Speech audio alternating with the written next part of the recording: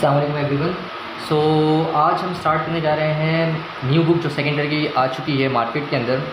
उसके अंदर जो पहला चैप्टर है दैट इज़ चैप्टर नंबर 15 और इसमें पहला चैप्टर जो है वो होम्योस्टेसिस है। बहुत जल्द मैं आप लोगों को सेंड कर दूंगा इसकी जो पीडीएफ मेरे पास आई हुई है पूरी होल बुक की। और दूसरी चीज़ ये कि इसका इंडेक्स वगैरह शेयर मैं आपके साथ कर दूँगा। और ये जो लेक्चर मैं बना रहा हूँ उसका मकसद बताने का ये है कि इसमें मैं नोट्स की तरह बना रहा हूँ आपको, कि यार न्यू बुक है और न्यू बुक के अंदर नोट्स अवेलेबल नहीं होते, तो मैं ये चाह रहा हूँ कि जो मैं आपको पढ़ाऊँ उसको एकदम नोट्स बना के दूँ कि यार किस तरह से किस चीज़ को प्रेजेंट करना है।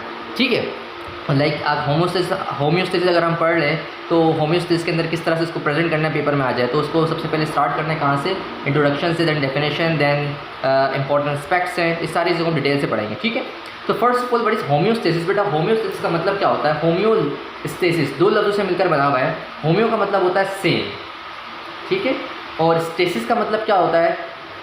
किसी चीज़ को स्टेट्स। ठीक है, सो होम्योस्टेसिस का पूरा मतलब क्या होगा? सेम स्टेट मीन्स आपकी अपनी बॉडी की हालत को बरकरार रखना क्या कहलाता है? होम्योस्टेसिस। सपोज करें हमारी बॉडी में अगर कोई भी तब्दीली आती है, उस तब्दीली के ख़िलाफ़ बॉडी काम करके उसको बिल्कुल ठीक कर दे, तो इस अमल को हम क्या नाम देते हैं? होम्योस्टेसिस का नाम देते हैं। So what is homeostasis?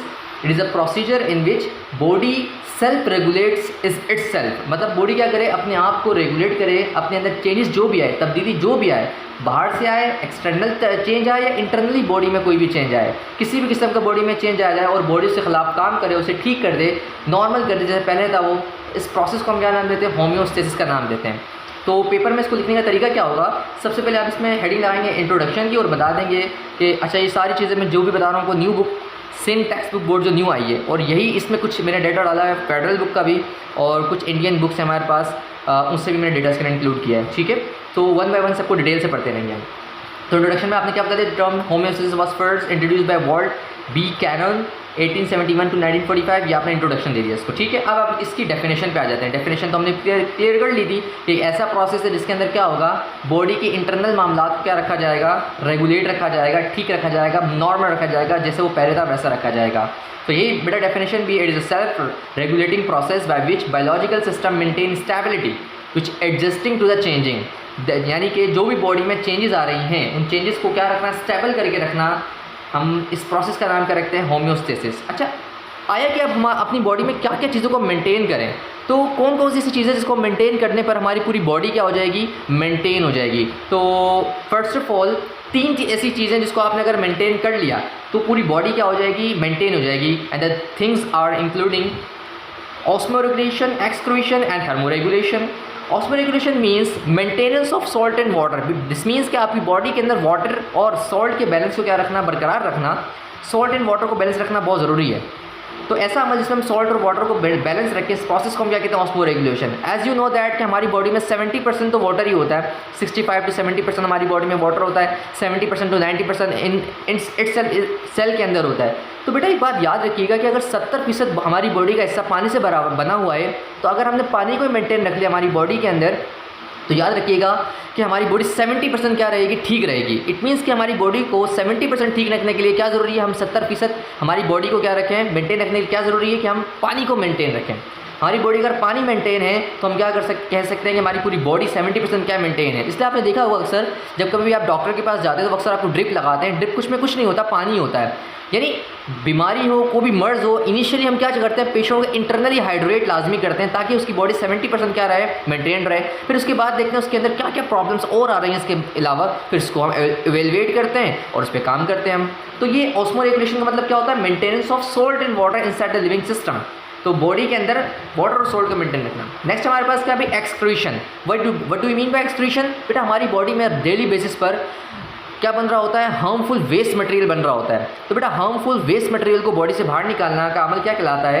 Excretion कहलाता है। तो बेटा ये डेफिनेशन है, removal of unwanted nitrogenous waste material outside the body, it is called excretion. एक बात याद रखिएगा बेटा, एक चीज़ आप पढ़ के आए हैं, ईजेशन।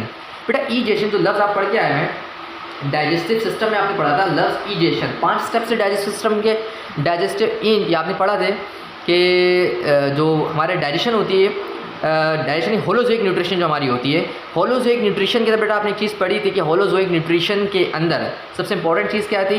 कि होलोजोइक न्यूट्रिशन के अंदर 5 स्टेप्स थे: इंजेशन, डाइजेशन, फिर इसके बाद एब्जॉर्प्शन, एसिमिलेशन एंड ईजेशन। ईजेशन का मतलब क्या था? अनडाइजेस्टेड फूड का बाहर निकलना थ्रू एनएस। अनडाइजेस्टेड फूड का बाहर निकलना थ्रू एनएस क्या कहलाता है? एक्सक्रीशन, क्या कहलाता है? ईजेशन कहलाता है बेटा। अनडाइजेस्टेड फूड का बाहर निकलना क्या कहलाता है? ईजेशन। जबकि एक्सक्रीशन का मतलब क्या होता है? बॉडी के अंदर हार्मफुल चीज़ों का बाहर निकलना। लाइक आपने कोई दवा इस्तेमाल करी है, वो दवा को बाहर निकालना है, तो वो बाहर निकालने का अमल क्या होगा? एक्सक्रीशन का होगा। आपने कोई जहर खा लिया, कोई ऐसी चीज़ खा ली जो कि जिसम में जज्ब हो गई, तो उसको बाहर निकालना का अमल क्या कहलाएगा? एक्सक्रीशन कहलाएगा। और ज़्यादातर हमारी बॉडी में एक्सक्रीशन काम कौन कर रहा होता है? किडनी कर रही होती है। ह्यूमन बॉडी की मैं बात कर रहा हूँ। इसका मतलब किडनी सिर्फ यूरिन को पास करने के लिए नहीं है। किडनी हमारी बॉडी के अंदर वेस्ट मटेरियल को बाहर निकालने के लिए भी, जो आपकी बॉडी को नुकसान पहुंचा सकता है। Got it? Now thermo regulation. तो थर्मो रेगुलेशन का मतलब क्या होता है? Maintenance of temperature inside the body. हमारी बॉडी के जितने भी चीज़ें होती हैं वो एक लेवल पर मेंटेन होती हैं, एक इंपॉर्टेंट टेम्परेचर पर, फिक्स लिमिट पर टेम्परेचर पर क्या होती है? मेंटेन होती है। सपोज करें कि हमारी बॉडी अगर डिफरेंट टेम्परेचर पर काम करे तो उससे नुकसान क्या हो जाएगा वो हम देख लेंगे, ठीक है। सो सबसे पहले थर्मो रेगुलेशन क्या है? It is the maintenance of temperature. It is the maintenance of temperature up to a certain suitable limit. हमारी बॉडी के अंदर टेम्परेचर को मेंटेन करना बहुत ज़रूरी है, बिकॉज आपकी बॉडी के अंदर जितने भी एंजाइम्स हैं वो ऑप्टिमम टेम्परेचर पर काम करते हैं। इफ़ आपकी बॉडी के अंदर सपोज करें कि टेम्परेचर डिसबैलेंस हो जाता है तो आपके एंजाइम्स काम नहीं करेंगे। आपके एंजाइम काम नहीं करेंगे तो आपकी बॉडी में मेटाबॉलिज्म डिस्टर्ब हो जाएगा। अगर आपकी बॉडी में मेटाबॉलिज्म डिस्टर्ब हो गया तो आप अनकॉन्शियस हो जाएंगे and then you have to go on the unconscious level. तो वो चीज़ें बहुत गलत हैं, आपकी बॉडी के लिए क्या हो जाएगी? नुकसानदायक रहेंगी। तो इसलिए मैं मतलब इंपॉर्टेंट क्या है कि थर्मो रेगुलेशन, आपकी बॉडी के टेम्परेचर को मेंटेन करना ज़रूरी है। अगर टेम्परेचर मेंटेन नहीं हुआ तो आपकी बॉडी की मेटाबॉलिज्म क्या हो जाएगी? समझ लें ठीक नहीं रहेगी वो, ठीक है। सो थर्मो रेगुलेशन, अब जैसे सपोज करें हमारी बॉडी में अगर ठंड लगती है तो हमारी बॉडी खुद ब खुद हीट जनरेट करती है बाय शिवरिंग करती है। कपकपाहट आपकी बॉडी में जलवाती है। ये आपकी बॉडी अमल करती है कि आपकी बॉडी से हीट प्रोड्यूस करती है। अगर आपकी बॉडी को गर्मी लग रही हो तो आपकी बॉडी स्वेटिंग प्रोड्यूस करती है। तो ये चीज़ें याद रखिएगा, ये थर्मो रेगुलेशन का एक बहुत इंपॉर्टेंट पार्ट होती है। तो बेटा आज का अभी के लिए मैंने सिर्फ ये इंट्रोडक्शन दिया, दैन इसके बाद हम अभी होम्योस्टेसिस के अंदर इन चीज़ों को डिटेल्स पढ़ेंगे, जैसे कि ऑस्मो रेगुलेशन डिटेल से होगा, एक्सक्रीशन डिटेल से होगा, और थर्मो रेगुलेशन डिटेल से होगा। तो नेक्स्ट टॉपिक जो हमारा है ऑस्मो रेगुलेशन के ऊपर है। So stay tuned. अल्लाह हाफिज़।